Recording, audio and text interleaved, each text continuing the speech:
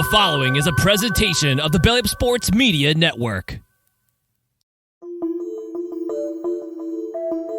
This is Haymaker Combat Sports. Here, coming straight from the source. Only with the real, they ain't here to dress it up. Sweet science, MMA, you can get it all from us. Trust, 5 stars cause it's live. And through the fight game, we can guide ya. Slick talking, putting them in caution. Passing all the goals cause the audio is awesome. What you waiting for? Spread the word, tell a friend. This the podcast where all of the discussion ends. When they start going strike for strike, this the show that'll tell you what you seen in the fight. They ain't playing on the mic, this a welcome to the show. Warm it up for the squad, Haymaker of the bros. I'm a bow wow, you can hear it from the pros. It's Haymaker Combat Sports, time to roll. Welcome back to Haymaker Combat Sports, powered by the Belly Up Sports Media Network. I'm your host, EJ Reed, joined by my fellow hosts, Aaron Admire, Steve Johnson. What's good, fellas? It's Monday. Yep. Have we done a Monday show? Probably. It's been a while if we didn't. I think we have, but it's probably been a while. But yep, like I said, we're recording on a Monday. It's probably got on a Tuesday, so get it a day earlier than usual. Usually we put them out on Wednesday. But y'all do anything fun this past weekend? No, I watched a bunch of baseball, watched the fights, and that's about it. You, Steve? Yeah, the only thing I did is watch the fights. The Royals, they have a away series. I'm surprised you didn't go to a baseball game or anything. No, they actually had a home series that I was going to go. They're playing against the Cubs, which the Cubs are pretty nationally known, so the tickets were high. Friday was Mahomes bobblehead night, so everybody was trying to go and get a bobblehead, and the Royals are doing good. So the tickets I usually get are like $50-$70 a piece. They're $190 for the same seat that I usually sit in. So I was like, nah. Damn. That's crazy. Like, depending on how, well, I mean, it makes sense depending on how well the team does that drives the ticket market and whatnot. But that's crazy. You said 50 went to 50 to 190, you said? Yeah. And the crowd Friday night was like 36,000. I mean, it was sold out. It was like one of the first times it's sold out this year and in recent years. But everybody wanted their Mahomes bobblehead. Everybody want the Mahomes bobblehead. What was I about to say? Isn't the Royals, they're the wild card spot, right? They're in the chase for the wild card, man. Usually there isn't this much competition in the American League. Usually the Royals, they lost 106 games last year, but like this year you got the Yankees, the Guardians, the Twins, like everybody on the American League's just killing it. So it's going to be a chase to the very end. That's what's up. Yeah, that's that time of the year when people start making that push after the All-Star break. So yeah, and trade deadline's tomorrow night at 6:00. So Royals really haven't made any. They've signed one pitcher. They're working on getting another pitcher. But this is the fun time for me, is just watching players get moved. The Yankees are just signing everybody. That's great. Like always, that's what happens when there's no salary cap. But yeah, they got that money. You didn't get to catch any of the Olympics? No, I haven't got to catch any of it. I mean, I heard there was some controversy with the opening ceremony, but I don't pay attention to anything. I didn't get to watch it yet, so I can't, comment on it if I didn't get to see if it was offensive or not. But people, well, the Olympic Committee already came out and apologized, so obviously it was something. Yeah, I'll probably take a look at it to see if people have a reason to be up in arms. But yeah, the Olympics used to be a lot more exciting when I was growing up. It just seemed like majestic and like those people were like superheroes. But I guess because I'm getting older and now they're like kids in it now. I guess that's how life is, though. Yeah, I think the last exciting one was probably 10 years ago or 12 years ago, however often they do it. And it was that gymnastics team, man, like Simone Biles, or what is that her name? That was what? Was 2016? 2016. That's 8 years ago. Yeah. Yeah, that was a good Olympics. I think that's the last one that I really paid attention to. I feel like the Olympics has its individual pockets of different years and people doing an amazing performance that year. The one that's significant to me is when Vince Carter jumped over his Oh yeah, opponent and dunked on him. yeah. It was like, I think that was significant for me. yeah, Yeah. everybody remembers that one. I think it was like an East European country that he did it over. He just cleaned him up. Everybody remembers that one. Yeah, that I was one, a and then kid. like Michael Phelps' run where he won all the gold medals. I was just about to say that's like the last one where, in my mind, like, everybody was making such a big deal about it, but I just may be living outside of that bubble. But the Michael Phelps when he won it, and then because coincided with Usain Bolt was winning all of the ones that year too. So Do you I know? remember that. I think Usain Bolt's from Kansas City, He's Jamaican, I thought. man. Or he might be like originally from Jamaica, but I've seen signs of Kansas City. I'm pretty sure. He might live there now. I could see that being the thing, but I know he sounds like he's from Jamaica. He represented Jamaica, but you know, he's got money, so I'm sure he's probably not. He may be still living in Jamaica, but I could see him moving to the United States. I don't know if you see Michael Johnson. Oh, yeah. Yeah. Yeah. I mean, I didn't know where Michael Johnson's from, but I could see it. I mean, he had all the records before Usain Bolt broke them. Yeah, A bunch of them.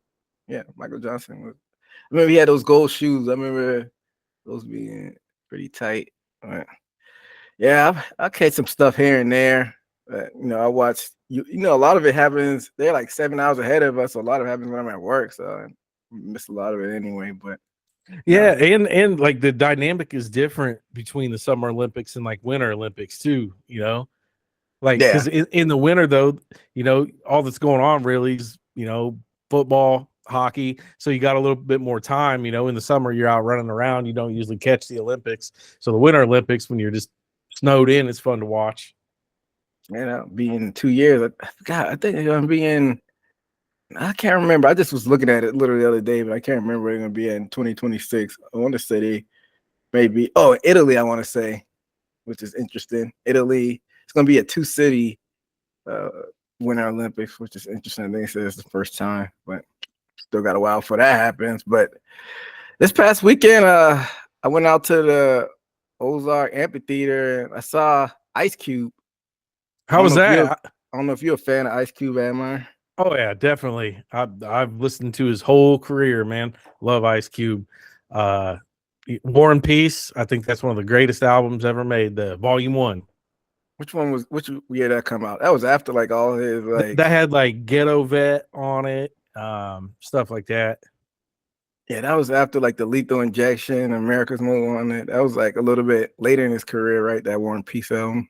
Yeah, I Lethal Injection, great album. Death Certificate, Death Certificate. All of them. Yes, Exhibit was his opener. Like, I haven't heard from Exhibit in a while. He had the hair back. Looks like back in the Pimp My Ride era. He had his braids back. I'm like, okay, Exhibit. I was reading a review the other day that said Ice Cube's concerts, the sound doesn't sound good. Well, the sound messed up towards the end of the Exhibit set. Like the speakers went out, and I'm like, oh shit, that better not happen during Ice Cube set. He'll probably be pissed, but it sounded fine to me.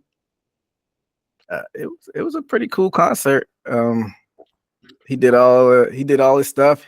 He did the NWA stuff, which I was a little bit surprised. But one glaring omission, and I don't know what you think, Admire. So the crowd, we was out in the middle of Missouri, so it's a bunch of big trucks that are lifted up and a lot of cutoff sleeves. And I noticed that he didn't do "fuck the police." So you think he omitted it himself, or you think they told him not to do it? He probably kind of did it himself.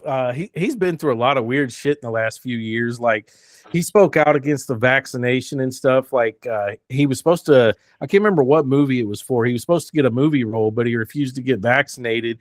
So he feels like the Hollywood kind of blacklisted him. and he's not as left as he used to be in his younger days. He's more towards the middle now, so he might have a little bit more respect for the law. Yeah, he did Gangsta. He did Straight Outta Compton. I thought Fuck the Police is like one of their biggest songs, and I noticed he skipped that. I'm like, huh, that's interesting.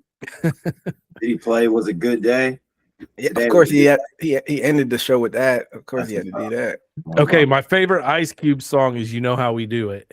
He did that. He did that too. Yeah, that's was my like favorite. I like that one too. Yeah, he did everything except Fuck the Police, which was interesting. And then, you know, I said I heard the review that his concerts themselves don't sound that good, but then I seen another artist posted the other day that Ozark Amphitheater, something about it has the best sound. So that might have helped with it too. So I guess it's shaped different or something, or it's a bowl.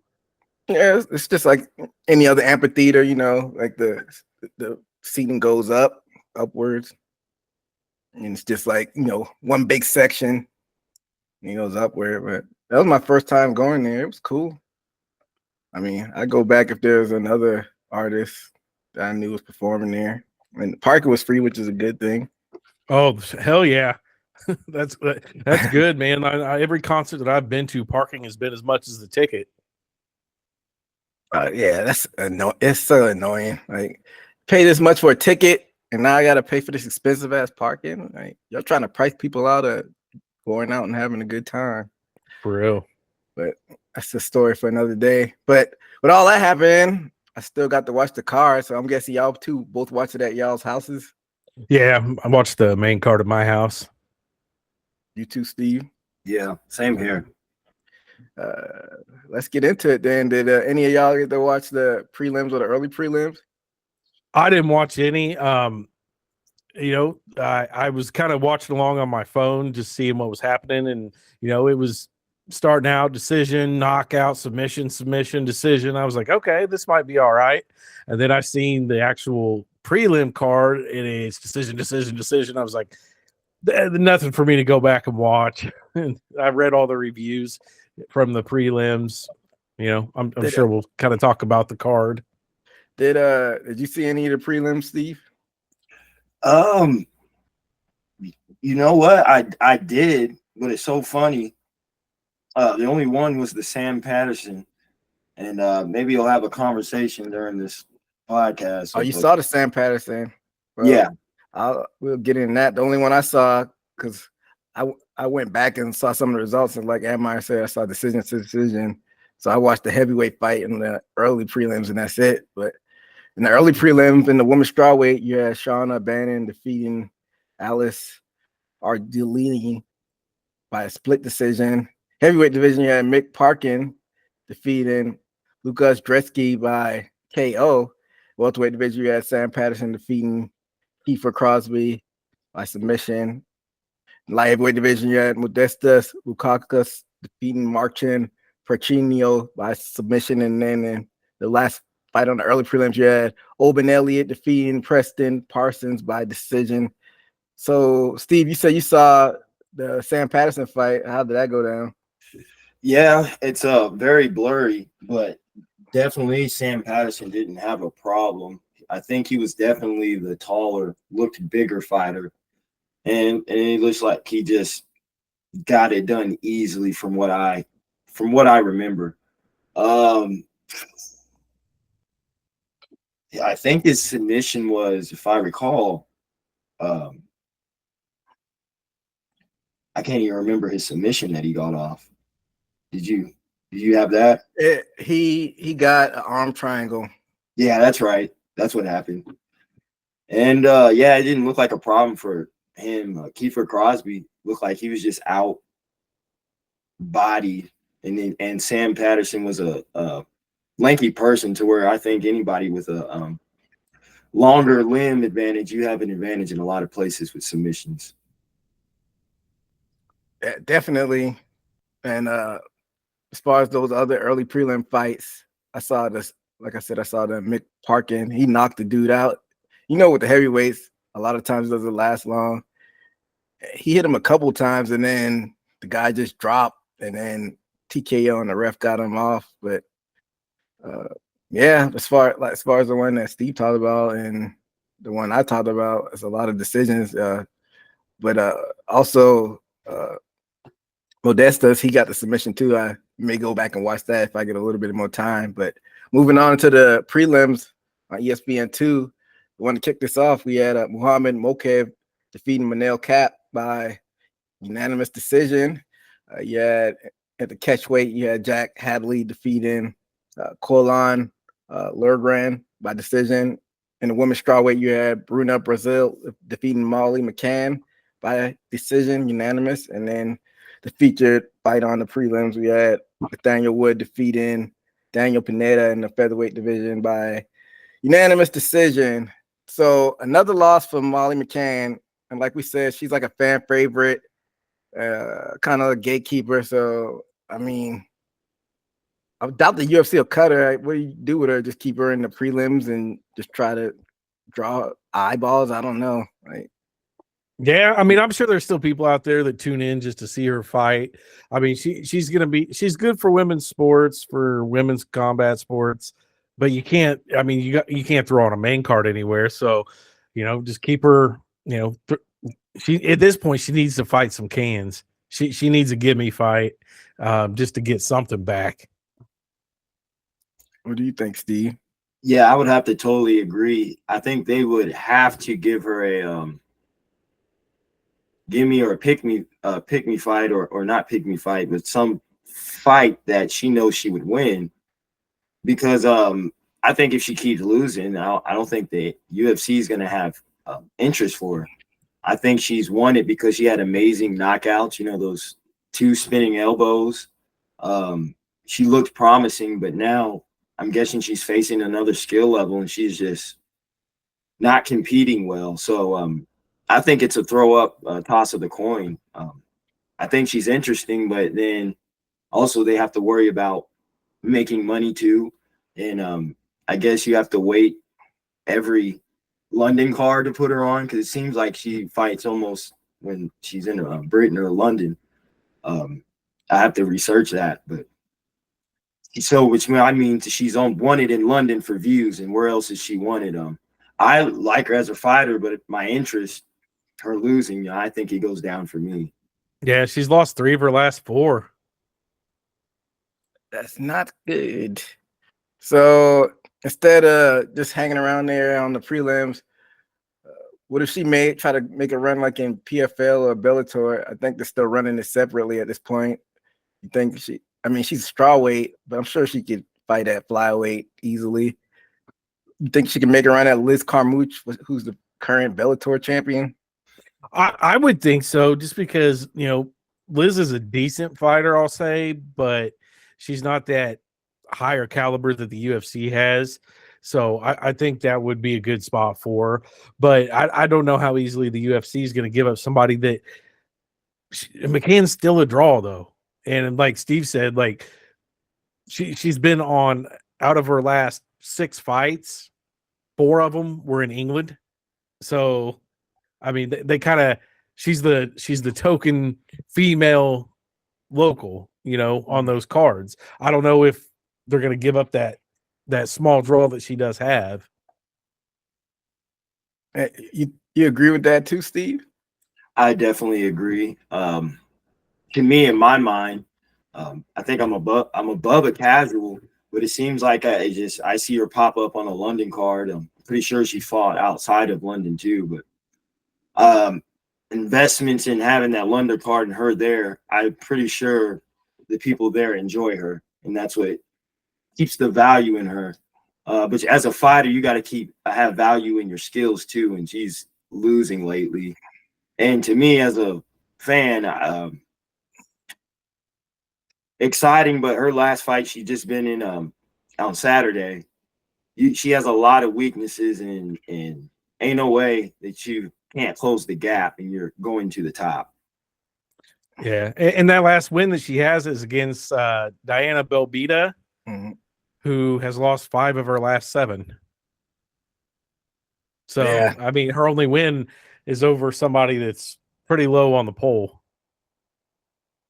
So on the other side of things, I talked about Bellator a little bit, but with PFL, they do have that women's strawweight division, and a lot of girls have been getting a lot of hype. Is Dakota Decheva? If I don't, you could Google her really quickly. She's nothing but 25, and she's been getting like a lot of hype on social media. So, and she's from England as well. So I don't know if she were to hop on that side of the fence, they could maybe try to push the England versus England, and because like y'all said, she brings like a lot of eyes when you're over in England, but how often are you fighting over there?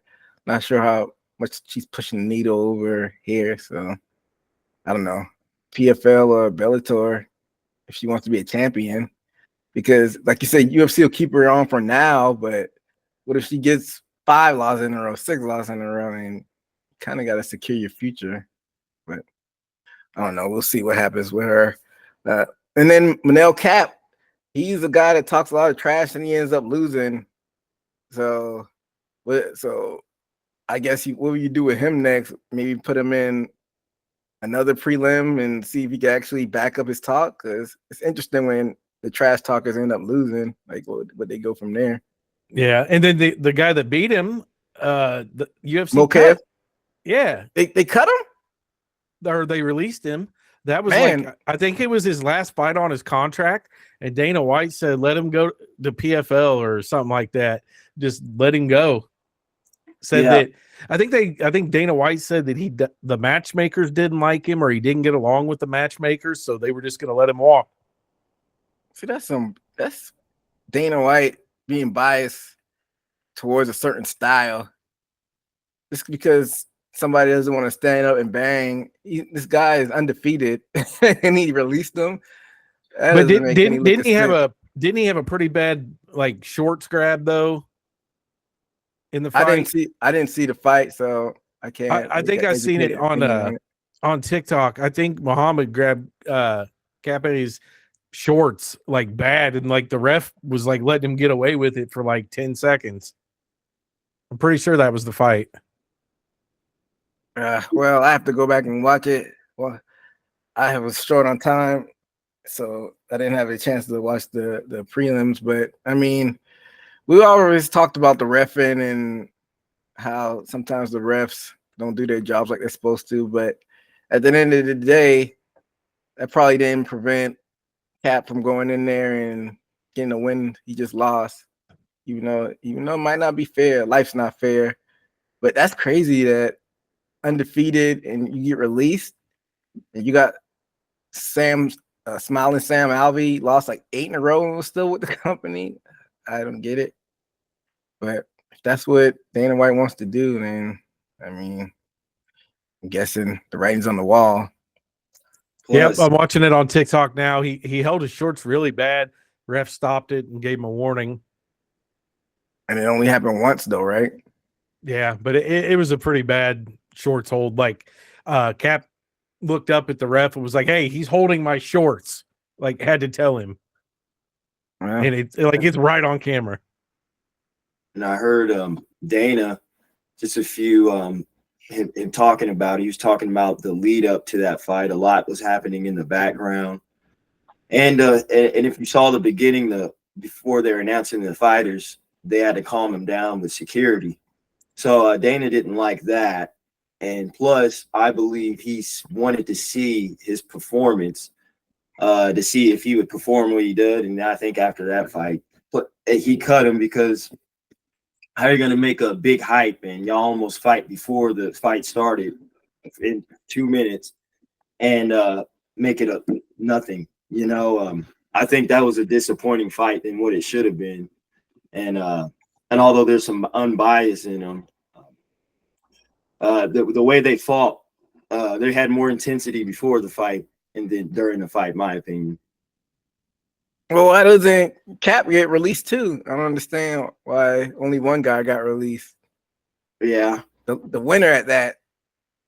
And shit, that was how many in a row, or has he lost in a row? No, that was his first loss. He was on a 4-fight winning streak before that.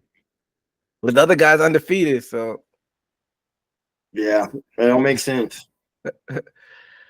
Whatever. Who knows what's going on? That bald head of Dana White's.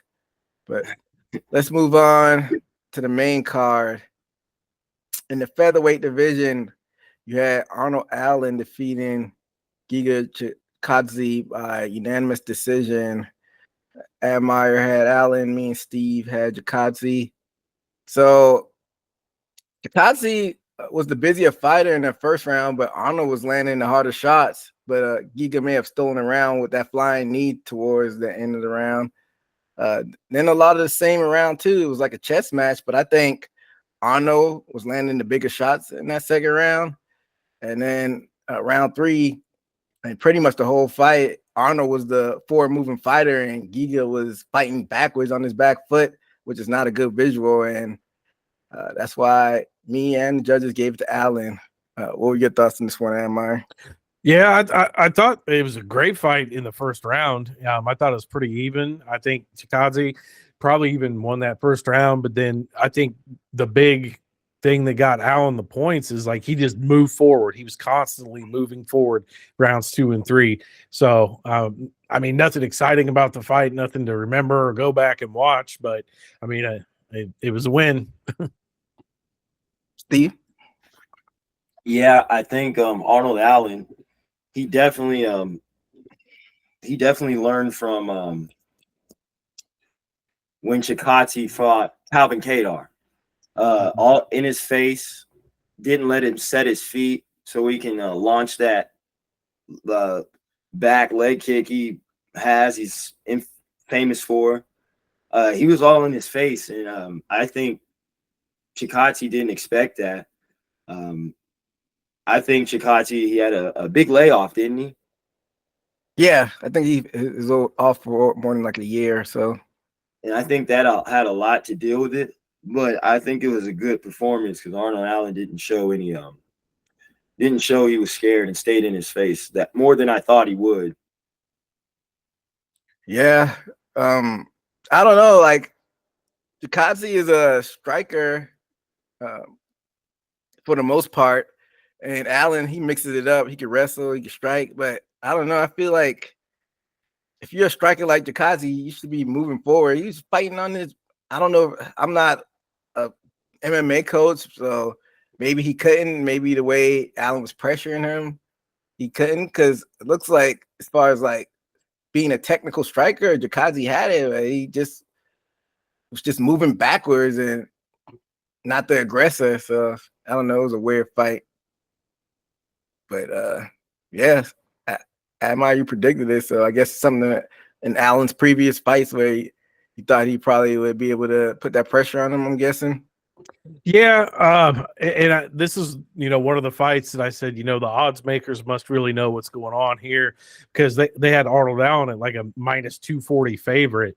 Mm-hmm. So I mean the odds bettors were in his favor definitely, but then he's also from England, so he's going to show out, put on his best stuff. He was coming in off back-to-back losses off Max Holloway and Movsar, so I just think that this was a must win for Arnold Allen. Yeah, and he was able to deliver under that pressure. So we'll see who they throw him at next. So he'll probably get, I'm sure, a top 10 guy. But let's move on to the next fight in the middleweight division. We had Gregory Rodriguez defeating Christian Leroy Duncan, CLD, by unanimous decision. Steve had Rodriguez, and me and Admire had CLD. So round one, after standing on their feet for a couple of minutes, Rodriguez was able to get the CLD on the ground and dominate the grappling for pretty much the whole entire first round. Round two, you could see the power in Rodriguez's hands, and then CLD initiated the clinch for some stupid reason. I don't know why he did that, being Rodriguez's black belt in jiu-jitsu, but he decided to go that route. And that round was a lot of them both trying to get that advantage in the clinch. Then towards the end of that round, Rodriguez landed that big right hand that hurt CLD. I thought he was going to get him out of there for a second. And then he followed up with some shots and got the takedown. And then round three, Rodriguez dominated the ground game and was able to cruise to victory. even though I think he got caught with a elbow because he was leaking bad. It looked like he was the one that's getting beat up, but he was the dominant one, and he was able to get that win. What are your thoughts on this one, Admire? This was a fun fight. As far as competitiveness and excitement, this was, one of the top ones of the night. Of course, Rodriguez, he kind of, used the takedowns and everything. A lot of blood on both sides. I was cheering for CLD the whole time. Because he was never really out of it. It just seemed like at any time he could land a shot that could have ended it. But as soon as I thought that it was a good time for him to throw a big shot, Rodriguez would come in with a big shot, and it was a fun fight. I like this one. Steve? Definitely was. I think Gregory's so dangerous because he can go to the ground if he has to, but he relies on his hands. I think the only time he has a problem is when he's standing up and then somebody's quicker. And we saw he was susceptible to a knockout before, but this time it wasn't the case, and he was able to control the striking for pretty much, land big shots, and take him to the ground. So he's very well rounded in a very a primary striker, which is a style I like. Leroy, he didn't Christian Leroy, he didn't give up, but we obviously seen flaws in his game that he obviously needs to work on for the future. But big ups to Gregory because I felt like he was going to win. I thought it was going to be knockout, but I had a little bit too much faith in CLD because he came in with a lot of hype being from over there. And I saw his previous fights, but I think the lights may have been a little bit too bright for him because he looked like a fish out of water when it came to the ground game. So he needs to go back in the gym and do some more work in the lab in regards to that ground game. But yeah, let's see what Rodriguez does next. It wasn't a ranked guy, but maybe they'll throw a little bit harder competition for him in the near future. But that takes us to the next fight in the lightweight division. Patty the Batty Pimblett defeating Ken Green by technical submission. I had Patty Pimblett, Admire and Steve both had Ken Green. So this ended up being a quick one. Both of those guys stood up and traded for a little bit. Green trying to bait Pimblett in with some trash talking, but Patty didn't fall for the bait. Patty went for a leg kick, and then Green went for a takedown, but got caught in that guillotine. And then once Patty wasn't able to get the guillotine, he transitioned to that triangle choke, and then it was good night to Ken Green. And Patty the Batty gets another win. What were your thoughts on this one, Admire? Man, if you would have heard me talking about this, anybody listening, if they listen, they will think I'm a casual because I talked about how Patty Pimblett looked like shit his last couple fights. I talked about how Bobby Green, his game has evolved through all the years that I've watched him and some of his recent wins. I was sure if I would have bet money, King Green would have been where I put my money. But I think the biggest thing for me on this fight, Patty was mixing in them leg kicks, and I don't think Bobby Green liked that at all. That's why when he caught that kick, he wanted to take it to the ground. Bobby Green was getting the best of him on the feet, in my opinion. I think he landed the more strikes, the cleaner strikes. But the biggest thing that I'm impressed with is I didn't know Patty Pimblett had a game on the ground like this, or it's been a long time since I've seen him on the ground. Like, he looked almost kind of like how Nate Diaz did in some of his earlier fights, just, a solid jiu-jitsu practitioner. And I mean, he was flawless on the ground. So I was wrong. I was wrong on both accounts of what Green would do and on what Patty would do. I guess I got to believe in the Patty Pimblett hype now. I mean, because that was solid groundwork. Steve? I believe Patty Pimblett has solid jiu-jitsu, but Green has so much of a poor performance to me. That was disappointing, and I'll never put a bid on him again. I think a lot of that loss, which means I think Patty Pimblett did have the skill, but to make it a more interesting fight, he underestimated him and trying to go to the takedown on him. Maybe because he hasn't been submitted in a while. It's funny because I always you look at Green and he has the look instead of the on the hair, you know, he has the Balrog beard, you know, the zigzags. He has the look but no performance to put it. Like he comes out with these before promotions of the fights. He has the talking, he can talk the crap, but it's like I hate seeing him fail when he's, you know, making these theatrics before the fight. And this would have been a win for, like Patty Pimblett said in his post fight. You know, what's the next excuse? And people still talk down to me, and I think he's a good fighter for getting that win, but I still think he has enough to prove. And I don't think Green was that one to prove after the fact. Whoa. Admire actually ate some crow and gave Pimblett his props and his just due. Steve, seems like you're just saying King Green is not the fighter that he's supposed to be in. He wasn't really giving Pimblett any props there.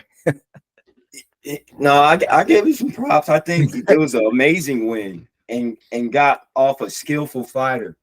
But I think we need to close the gap. And yeah, he's a good veteran, but I think he's a weathered veteran. And you know, this didn't happen from a knockout or anything, but Patty Pimblett had the skills to submit him. But I think there's a way skillful person to test him. He's only 15 at the time. Green was. Yeah. So I think he'll be tested in between 15 and 10, and especially when he hits the top. I don't think he's getting that off. Well, I'm not a flag carrier, the Patty Pimblett bandwagon, but I just had a feeling he was going to win. I know he's pretty well-rounded, and he was fighting over there in England because I think this was pretty much a pick'em fight. But like Steve was saying, King Green is number 15, so it's probably time to hike up that competition now. What do you think is next for him, Admire? I'm guessing they're going to probably throw another top 15 guy at him. I don't know if he has a fight book, but I'm looking at the rankings. I'm thinking somebody like a Benoit Saint Denis, somebody like that. Maybe a Dan Hooker type. Who he called out is Renato, and I think that was a beautiful call out. He called out Renato? Yeah. I think that's an amazing. They're both jiu-jitsu practitioners, and you know, if Pimblett has a little striking, you know, we know Renato has a amazing striking. I think that'd be a very good fight and a good call out too.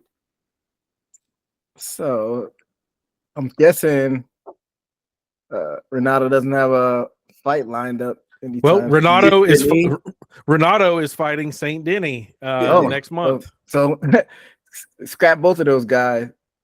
I mean, I guess he could get the winner of that. Yeah, he could get the winner of that. I don't know if Jalen Turner's got anything going on. I mean, RDA would be kind of a fun fight because Patty Pimblett and RDA kind of, you know, in the same league as far as, you know, good stand-up, good ground game. I mean, that's a good test. Of course, I want to see Patty Pimblett still be tested, but, I mean, I thought King Green would have just rolled him over. And like Steve said, you know, King Green talks so much shit. He's almost like a smaller version of Rampage Jackson, you know, all this shit talk pre-fight and build up, but then on fight night, it didn't really deliver. Don't besmirch the good name of Rampage Jackson. He was a champion. King Green has been like a gatekeeper.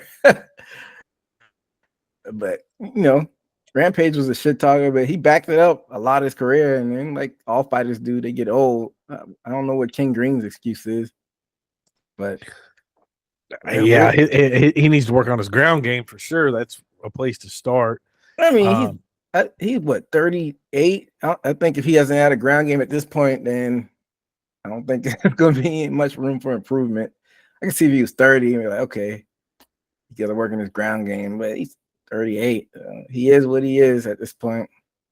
But hey, Patty Pimblett did what he needed to do, kind of backed up the height at this point. So yes, he got to just keep pressing forward and keep slowly rising up the competition.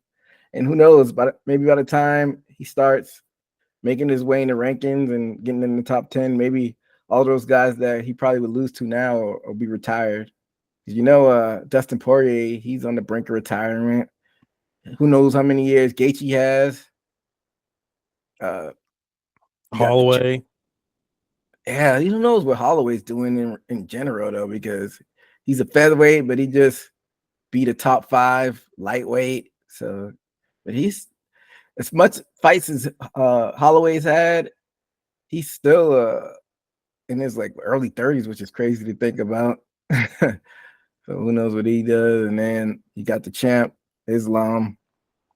Who knows what he'll do? But I think the UFC, they seem to like Patty, so I think they're gonna bring him along at a nice steady pace because they can see themselves making money with him. But we'll see what happens. But let's go to the co-main event in this one, fellas. For the undisputed, not undisputed, my bad. It's literally the opposite of undisputed. The interim heavyweight championship. We had Tom Aspinall defeating Curtis Blaydes by KO.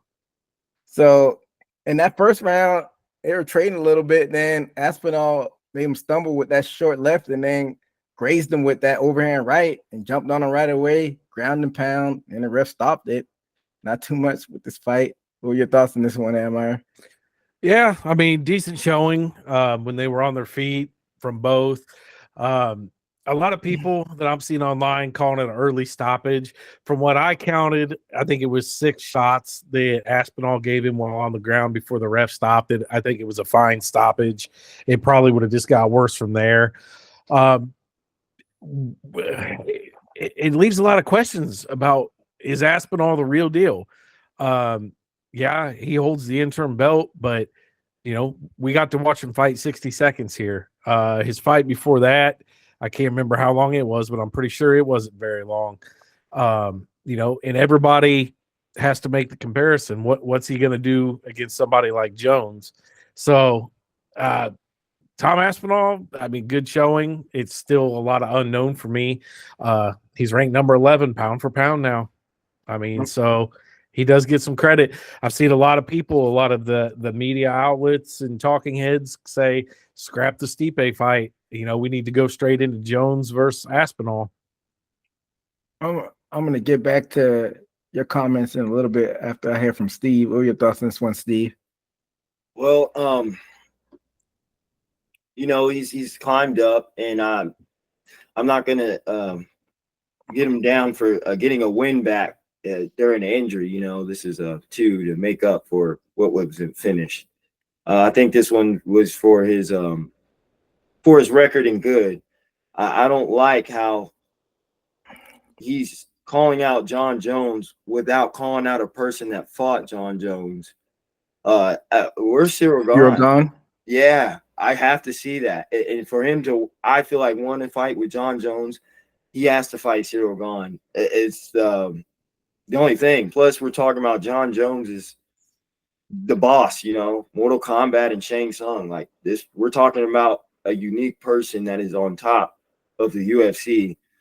You have to clear out everybody that fought him, I feel like, before that is still existing in the rankings and in the top. I think Aspinall has to definitely fight Cyril Gahn before he fights John Jones. Cyril Gahn has a fight lined up with Alexander Volkov in October. Oh, that'll be a good one. So to touch on both of y'all's point, I'm with Admire. The fight was too short. I still hadn't seen anything from Aspinall that shows me anything else from his previous fights, anything differently, because we didn't get to see him get tested in the wrestling. I don't know what the hell is going on with Blaydes. Blaydes is just not a big fight performer. He does what he needs to do, and sometimes he'll surprise us and win the fights that he wasn't supposed to win. But when it comes up to being almost at the precipice of making that next step, he just stumbles and doesn't fight like he's supposed to fight, which is kind of baffling. Mm-hmm. And I forgot all of us picked Aspinall, so all of us probably kind of knew that about Blaydes. That's probably none of us picked them. And then to Steve's point, I already agree with you. I would like to see him against Cyril Gahn, But he's the interim champion. You can't do that now. You have to have him go against the undisputed champion. Well, I would agree with you. They could. They had him face Blades, but I just think at this point they can't have him defend the interim championship again. And John got injured though again. Jones did. So supposedly, yeah, like in training, he got a rib shot from a young lad.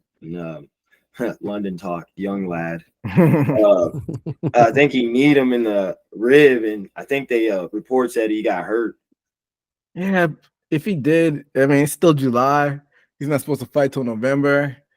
And back to another one of Allies' point, he's saying to scrap the Stipe fight. I just think at this point, that fight is going to happen. That's the fight Jones wants to happen. And Aspinall, he's still young. Like they could do the fight first 2 quarters of 2025, and he'll be fine. I just didn't see enough to make me think that he could beat Jones. And which the funny thing is that if Jones wasn't in the division, he would probably be the undisputed champion. He could probably beat anybody else in the division. Like Steve was saying, though, he still got a Ngannou out there. That'd be a good test. But I don't know. It's just a shame that Ngannou's not in the company too, because I don't know how Aspinall will fare against Ngannou either. It's 2 big boogeymen out there in the division, and I don't know.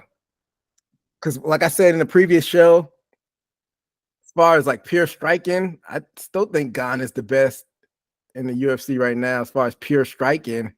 And we saw what Jones did to him. So what made me think that Aspinall brings something different to the table that he could do to Jones that Gans didn't have in his toolbox? I don't know.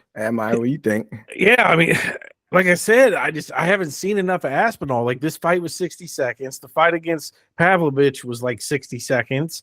The fight before that was like 1 minute and 13 seconds. So like we don't get to see it. I don't think Jones is going to probably stand there and trade with a hard-hitting heavyweight. Jones is going to, probably use some wrestling or clinch up. But as I was watching this fight, Blades and Aspinall, I was like, John Jones is going to kick the shit out of his knee. Like that's the first thing he's going to do. And there's a good chance he could wreck his knee in the opening seconds. And even if he doesn't go straight to the wrestling, he's got the longest reach in the UFC. He's going to use it. He's just not going to stand there and trade with him like straight up. He's going to use his distance, gauge it, like you said, use the kicks to keep him at range and not let him get close to them to even land a big shot like that. If it's the Jones that we know, like I doubt. I mean, who knows? He could have aged in a year. He hasn't fought in a year and some change, but I don't know. I didn't see enough from Aspinall, but who knows? Everybody's chin goes one day. Jones just turned 37. I was going to say, I mean, that's what Aspinall has on his side. He's got youth on his side right now. I mean, everybody gets older and slows down at some point. I mean, eventually one of these times we're talking about a Jones fight, it's going to be that time that, he gets the Anderson Silva treatment. Somebody's going to catch him eventually. It's probably going to happen, but I don't know if Aspinall's the one to do it. I just haven't seen enough of his tools. Well, if Aspinall doesn't do it, then it's not happening because we'll get the Stipe fight for sure, and I think it's probably one more, and then Jones is gone. He might pop up like he'll retire. He might pop up for like a special attraction fight, like maybe when he's 40. But I think as far as like being a regular competitor, I think he probably will fight Aspinall, and then it's done. So if Aspinall's not the one to do it, then nobody will. What I mean, just hypothetically, I think Jones and Stipe are going to fight New York at 309. What if Stipe beats Jones? Is that an instant rematch fight? Or all hell will break loose. Let's hope that doesn't happen. I mean, it'd be interesting. It'd be good content for us. Yeah, I don't know. It doesn't warrant an instant rematch, but I'm sure they would do it because Jones hasn't defended the belt. Yeah, it probably would be an instant rematch. No, it can't. You can't. You'd have to just run Aspinall and Stipe let Jones recover and get the win out of that if he wants to still keep going. Yeah. I think that's what would happen if Jones loses. I think it would be Stipe and Aspinall, and then Jones can come back and do the winner again. I don't even think they'd make Jones do a tune-up fight or contenders fight or anything, just because Dana White's so high on John Jones, as we all are. He deserves it. I mean, he's the baddest man on the planet. Anything can happen in MMA and UFC, but Stipe hadn't fought like in 3 years. So if he were to do that, then I might have to crown him the greatest heavyweight of all time, past Fedor. And if Jones ends up losing for some reason, DC is going to be clamoring for another fight. Who knows? DC said he's done, but I guess he probably would try to do something corny like that. I guarantee it. I don't know. We'll see. It's a lot going on as far as that aspect in the heavyweight division goes, but let's talk about the main event for the undisputed welterweight championship. Bilal, remember the last name, Muhammad, defeated Leon Edwards by unanimous decision. All three of us had Edwards, and that's not how it went down. So in the first round, Bilal got that early takedown. Edwards was able to get back up and get the clinch against the cage. The clinch was broken, and Leon did some good body work and was doing work on the feet. But then with a little less than a minute left, Bilal got a big takedown to finish off that round. And then Leon did a good job of defending that takedown early on in the second round, but Bilal eventually got the takedown and dropped him on his head. And I don't know, maybe that kind of changed because that was bad. That was worse than probably the Rose one. I mean, Rose got kind of dropped on her neck. It seemed like he got dropped straight on his head. It was bad. I'm surprised he didn't get knocked. He must have a hard head. I'm surprised he didn't get knocked out by that. And that second round, Bilal was pretty much ragdolling them for most of the round. But Leon got a takedown in that round himself, but it wasn't enough to steal that round, I don't think. And then in round 3, Edwards was able to get up quickly from Muhammad's takedown and threaten the RNC and did it for the rest of the round. That was a boring ass round because I don't know why the refs didn't stand him up because he did enough for them to not stand him up. I mean, but he was trying to get the rear naked choke, but he wasn't really in any danger. Bilal wasn't really in any danger, but I don't know. And then in round 4, Bilal did a good job of setting up the takedowns with his hands, and he rolled Leon's back for the majority of that round. But Leon reversed it with about 30 seconds left. Again, kind of like in round 2, but it wasn't enough to win that round. And then round 5 was kind of the same. Bilal used his hands to kind of push Leon against the fence, and then got the takedown and rode his back for a lot of that round. But like in round 4, Leon reversed it with less than a minute left, and he busted Bilal's nose open with that elbow, finished on top. But again, it wasn't enough. And your new undisputed welterweight champion, Bilal Muhammad. Amar, what are your thoughts on this one? It wasn't a great fight. I've been a big critic of Leon Edwards, and in the pre-show, I said, I've always bet against him, and I said I wouldn't this time because his last few fights, he looked like a new fighter, like a more exciting fighter, and then it just was out the window with this fight. Like he just got handled, not taking anything away from Muhammad, but Edwards just didn't show me anything really. This fight kind of shows why we've talked about before, how I talk about the MMA scoring. If you're not doing something on the ground, you shouldn't be rewarded for it. Yeah, it's control, but all the time that Muhammad spent on the ground with him, there wasn't a submission attempt. So why spend all that time with all the takedowns and everything? So I don't know. It wasn't a memorable fight by any means. Edwards, I don't know, man. He just seemed kind of inconsistent to me. He is fighting the top guys. I get it. It cancels out some of his tools, but to me, he didn't look like the same fighter that fought Covington, that fought Usman, or even Nate Diaz. You think fighting at like 5 in the morning, you think that played a factor? Not really. I mean, I don't know how much of a factor because the 5 in the morning thing was still 9 o'clock our time, I believe. I mean, doesn't Edwards spend most of his time over here, I don't think so. or does he stay over there permanently? I think he's based out of the UK. Yeah, I know he's based out of there, but I thought that he trained over here. Maybe he doesn't. Could be wrong about that, but I don't know. If you know you're fighting at 5 in the morning, you do stuff that week to kind of offset it. I don't know. It just looked like a different mindset to me, and it didn't look like Leon had many answers for anything that Belil was giving him. So I don't know. I don't know if the UFC will run this back. I don't think Dana White in the brass was big fans of this fight. Even when they were reading off the scorecards and Dana White was standing back there with the belt and everything, he didn't look too impressed.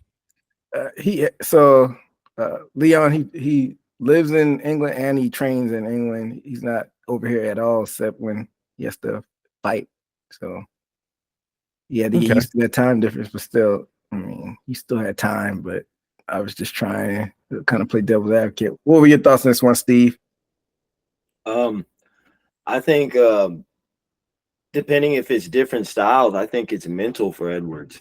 Every person that had a strong wrestling background, it seems like this script plays out to where his mindset goes into those movies like, come on, kid, you're about to lose. This is the last round, and his fights prolong out longer to where this fight, I see that he got mad and started like, dang, why didn't you do that before fight? Because obviously I was rooting for Edwards.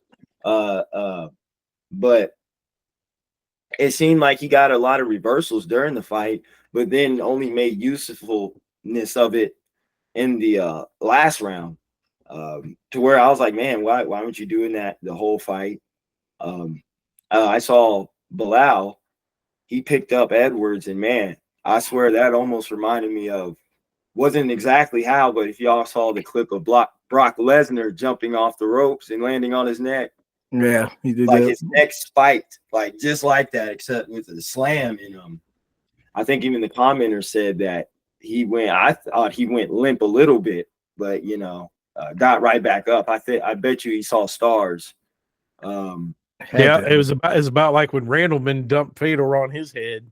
Oh yeah, that was I think the best slam in MMA history on camera, I think. But Bilal, he surprised me. I thought Edwards would get a little bit more control like he did in the second Kamaru fight.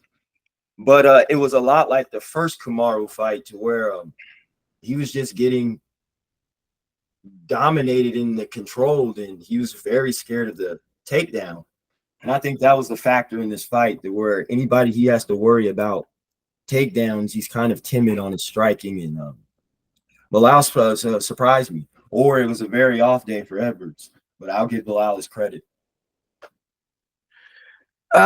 So like I said, all of us picked Edwards, but this didn't surprise me at all. The only thing that's kind of surprised me is I thought Edwards' takedown defense would be a little bit better based on his previous fights, but I knew if his takedown defense failed him, I felt like this is how I imagined the fight playing out. So that's why I wasn't too surprised that it turned out like this. I've never really been on that Edwards hype train, and I guess rightfully so. I didn't see him as like going on like a Usman type run or a GSP type run, just because I knew it was possibly some holes in that wrestling ground game, and Bilal was able to exploit that.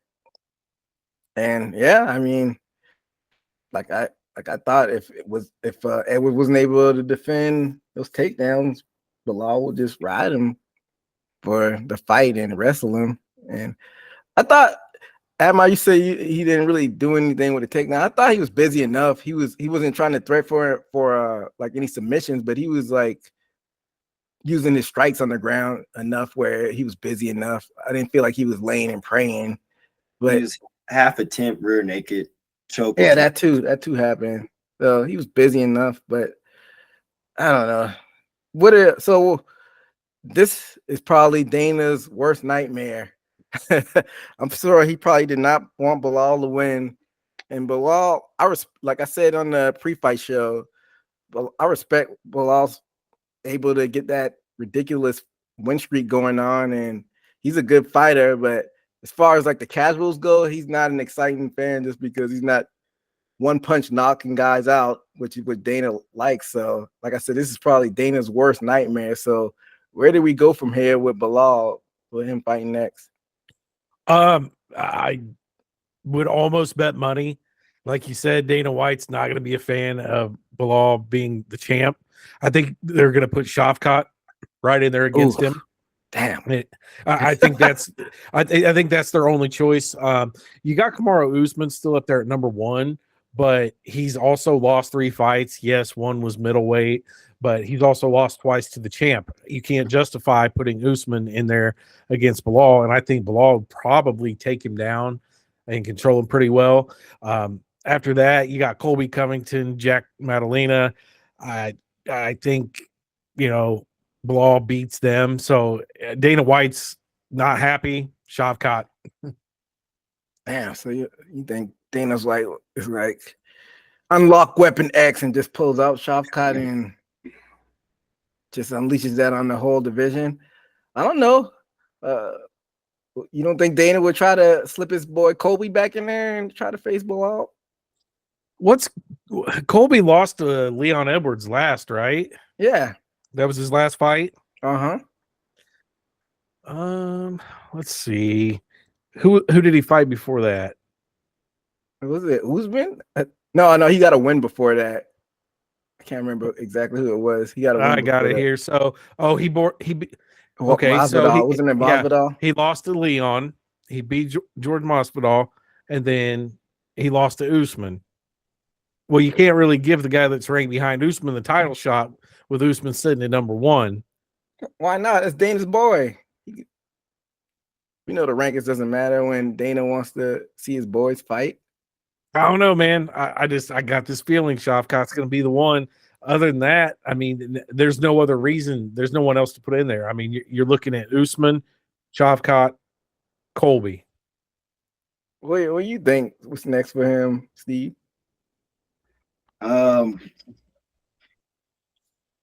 As far as Edwards, right?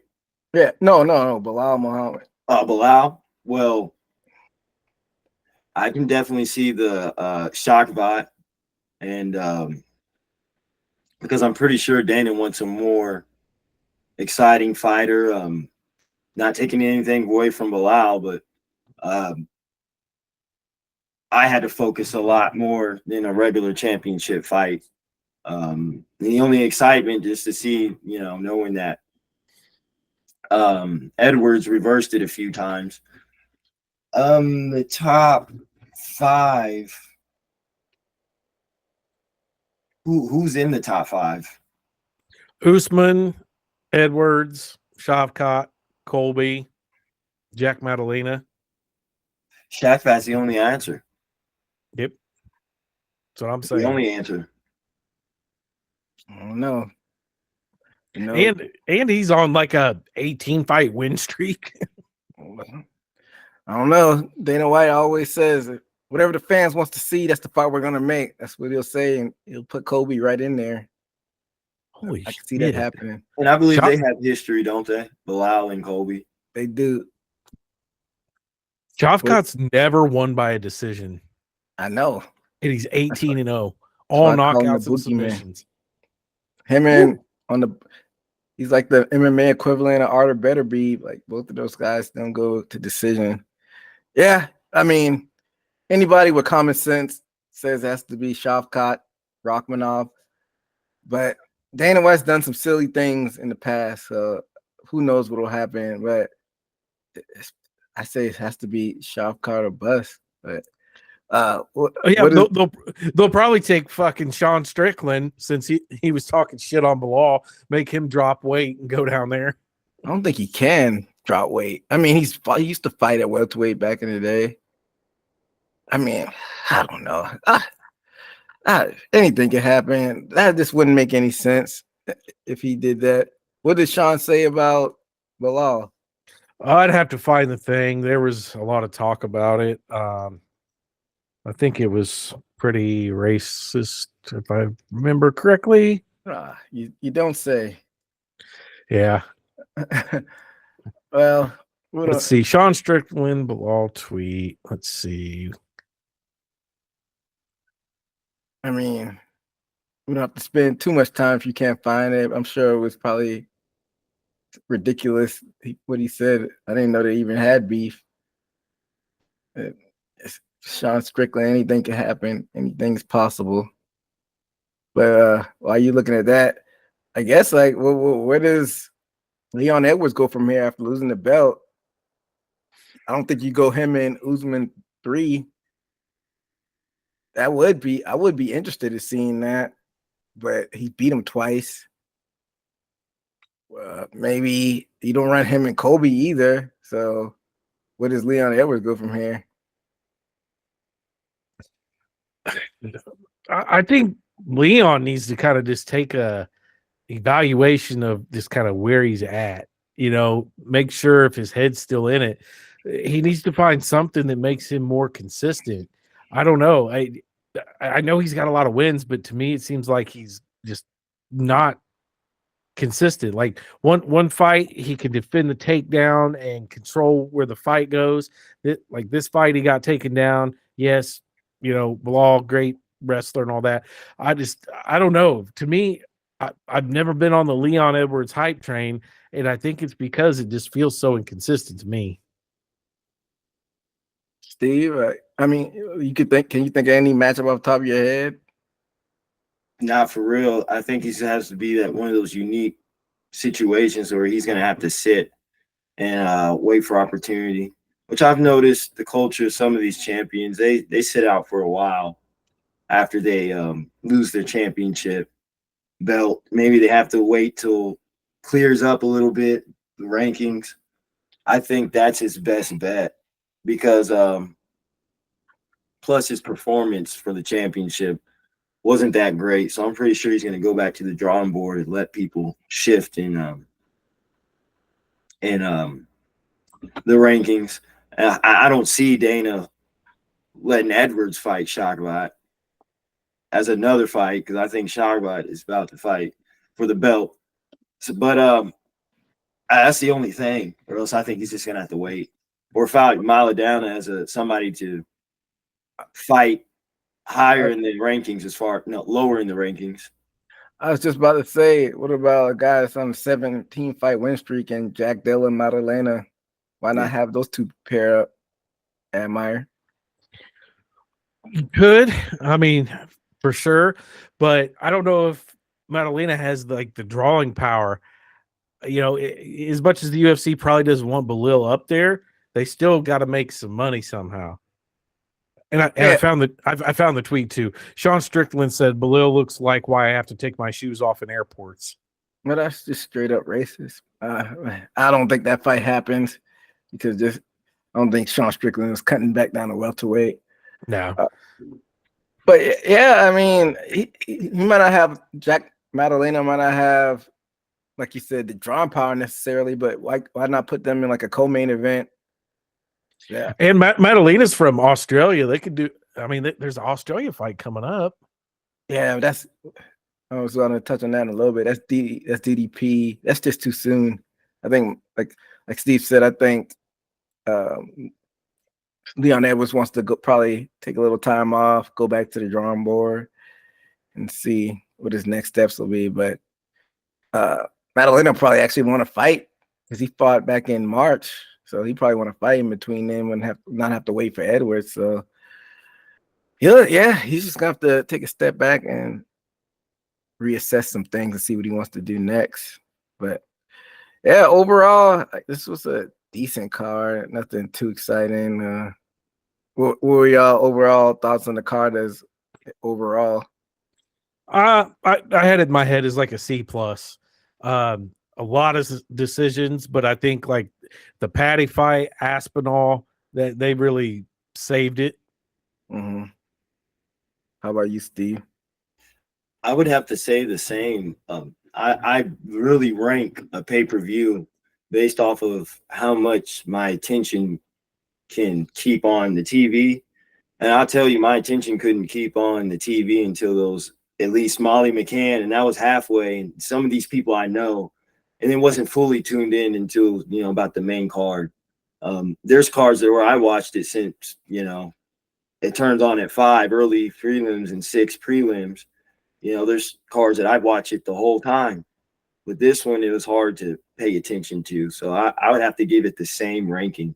Plus, there was good wins in the main card, but as far as expectations that we expected each fighter to have to deliver, I believe that didn't even deliver also. So I would have to give it the same grade. Yeah, I'd probably put it like at a C+ as well. Definitely probably won't go back and watch it again. If they have a fight here and there, maybe showing on ESPN2, I may not turn the channel, but who knows. But as far as fight records, all of us went 2-3 on this card. And then on the overall year, I'm 29-18, Admire is 26-21, and Steve is 23-24. But so we'll be back for the 305 card happening on August 17th. So we'll be back to preview that. But it's a couple fights in between then. You got the ABC card. What's that, Admire? There's fights every weekend for like the next month and a half. Yeah, we got the Corey Sandhagen, Habib's cousin, Umar Nurmagomedov. Even though Nick Diaz dropped out of that fight, we talked about that last time. And after that, you have the Tybura, Martin Tybura and Spivak. That's happening at the Apex. And then 305 in Australia, you got the grudge match in DDP and Adesanya. But before we get out of here, it was something that popped up, and we didn't discuss it in the news. Me and Steve were talking about it. Did you see, Admire? They bring in 12 to 6 elbows as being legal. It's legal now in MMA. Yeah. And I've seen John Jones, tweeted saying, let's get that loss removed from his record. The dumbass Matt Hamill talking about, oh, well, let me come back and fight for the heavyweight belt against John Jones and we'll see what happens. Like, get real, dude. He said that?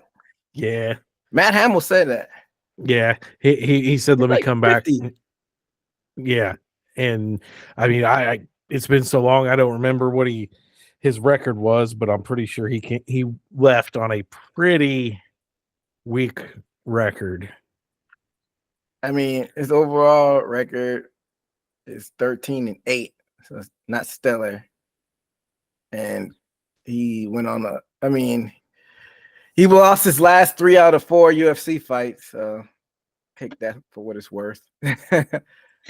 Yeah, and he's most recently fought in Allentown, Pennsylvania on Maverick MMA 6 card. So, yeah, and that was 6 years ago.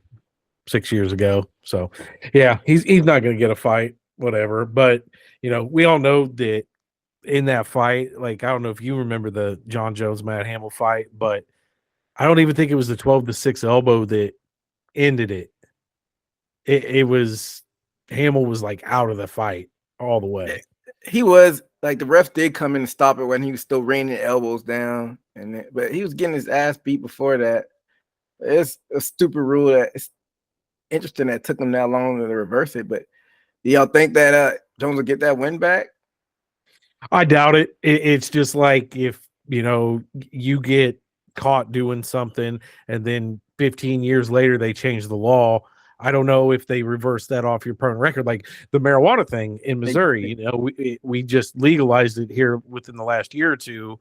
And I don't know if somebody that got a marijuana conviction back in 2012 gets that completely removed from the record, because it was illegal at the time. They actually have been expunging it off people's records, but I mean, it doesn't give them time back. I mean, they still serve that thing in prison. What are you gonna say, Steve? And maybe I don't know if it's incorporated or if it's UFC's choice, but maybe it's a good plausible argument. But since it's under state sanctioned rules, you might have some state legal I don't know, but maybe have some legal argument to where, since these rules are sanctioned by the state. I don't know. I'm with Emma. I don't think it happened. I don't think they get it off his record, even though they probably should. I mean, I don't know. They fucked up at the time, but And also the one hand on the ground too rule. yeah. Oh, that's another rule they changed? Yeah, you can't, from what I've heard, you can't this 12-6 and the putting the one hand up on the ground to, you have to have both on them? Or knees, I think something you have to be. I'm glad they changed that, because that's a rule where people tried to exploit it and try to get it so where they were playing that game and can't play those stupid games out. What were you gonna say, Admire? Well, I was gonna say, if you reverse Jones's loss because of 12-6 elbows, then you got to go all the way back to UFC 1 and make all those fights disqualifications, like Keith Hackney beating that one dude's balls to death. It was the rules at the time, so it has to hold up. Slippery slope. So I don't think they'll go back and mess with his record, but definitely a long time coming. And I'm glad that it's not illegal anymore. But I'll take us to the end of the show. Like I said, we have DDP and Adesanya coming up as far as pay-per-views go, so we'll definitely be back for that. And I don't know about that ABC card. Who knows? Might do a quickie show, may not. But be sure to follow us on all social media, Instagram, Twitter, X, all that fun stuff. Subscribe and like on YouTube. But I'll do it for here at Haymaker Combat Sports. Until next time, be safe out there. Later.